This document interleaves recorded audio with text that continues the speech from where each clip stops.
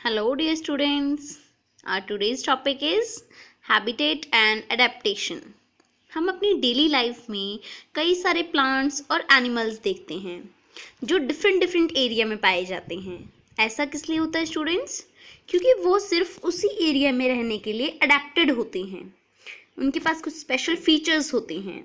For example एक fish जो हमेशा वाटर में पाई जाती है क्योंकि इसके पास कुछ स्पेशल कैरेक्टरिस्टिक्स हैं. फर्स्ट इज स्ट्रीमलाइंड बॉडी जो उसे शेप प्रोवाइड करती है और वाटर में मूवमेंट करने के लिए हेल्प करती है. सेकेंड इज स्केल्स जो उसके इंटरनल ऑर्गन्स को प्रोटेक्शन प्रोवाइड करते हैं. Third fins and long tail जो उसके स्विमिंग के ड्यूरिंग डायरेक्शन चेंज करने में हेल्पफुल होते हैं. एंड लास्ट गिल्स जो उसे ऑक्सीजन लेने में हेल्पफुल हैं. Next is terrestrial habitat and adaptation. First is deserts. Deserts कैसा हैबिटेट है स्टूडेंट्स? ये वो हैबिटेट है जो काफ़ी हॉट और ह्यूमिड एरिया होता है.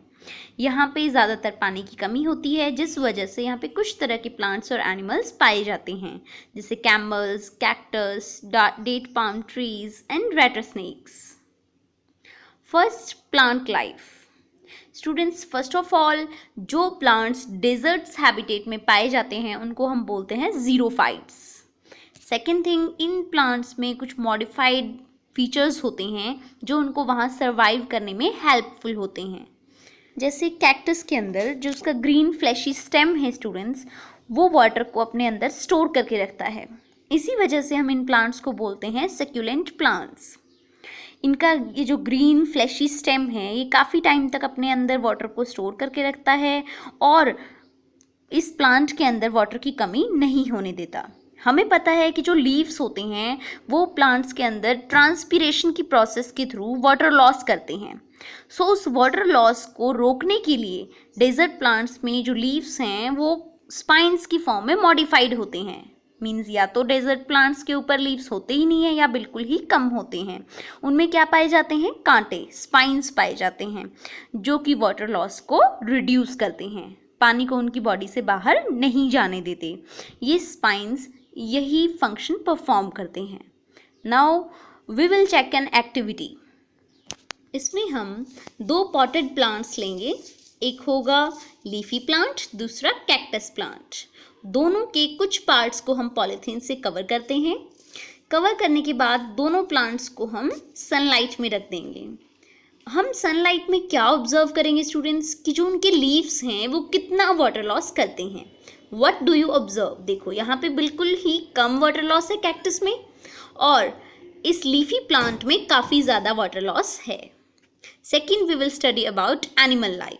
कुछ एनिमल्स जैसे लिजर्ड, स्नेक्स, रैट्स ये सब भी तो डेजर्ट में रहते होंगे, बट ये इतनी गर्मी में कैसे रहते हैं? ये स्टूडेंट्स वहाँ पे ब्यूरोज के अंदर रहते हैं नीचे खुड बना के. ये सिर्फ नाइट के टाइम बाहर निकलते हैं. नेक्स्ट हम पढ़ेंगे कैमल में. कैमल में कौन सी अडेप्टेशन है जिससे वो उतनी इंटेंस हीटिंग में भी रह पाता है? फर्स्ट है स्टूडेंट्स कैमल्स की लॉन्ग लेग्स जो उसकी बॉडी के अपर पार्ट को सैंड की हीट से दूर रखती हैं. सेकंड है उसकी लॉन्ग आई लैशेस जो अगर कोई सैंड स्टॉर्म आता है, कोई तूफान आता है तो उसमें आने वाली मिट्टी को दूर रखती हैं. नेक्स्ट है कैमल की नॉस्ट्रल्स जिन्हें वो किसी भी तूफान के टाइम क्लोज कर लेता है और मिट्टी उसके रेस्पिरेटरी सिस्टम में एंटर नहीं हो पाती. Next camel has a large hump जिसमें एक बार खाना खाने के बाद वो अपने फूड की फैट को यहाँ पे स्टोर कर लेता है. और कैमल एक बार वाटर ड्रिंक करने के बाद काफ़ी दिनों तक बिना पानी पिए सरवाइव कर सकता है. ऐसा क्यों होता है? क्योंकि इसकी बॉडी बहुत ही कम अमाउंट में यूरिन को एक्सक्रीट करती है. सो इसकी बॉडी को लंबे टाइम तक वाटर की कमी जो है वो फील नहीं होती और ये इजीली सरवाइव कर पाता है. नेक्स्ट हैं इसके थिक पैड्स जो उसको डेजर्ट की गर्म मिट्टी से प्रोटेक्ट करते हैं. नेक्स्ट सभी एनिमल्स जो डेजर्ट में रहते हैं वो ज़्यादातर नॉक्टर्नल हैं बिकॉज वो सिर्फ और सिर्फ रात को बाहर निकलते हैं.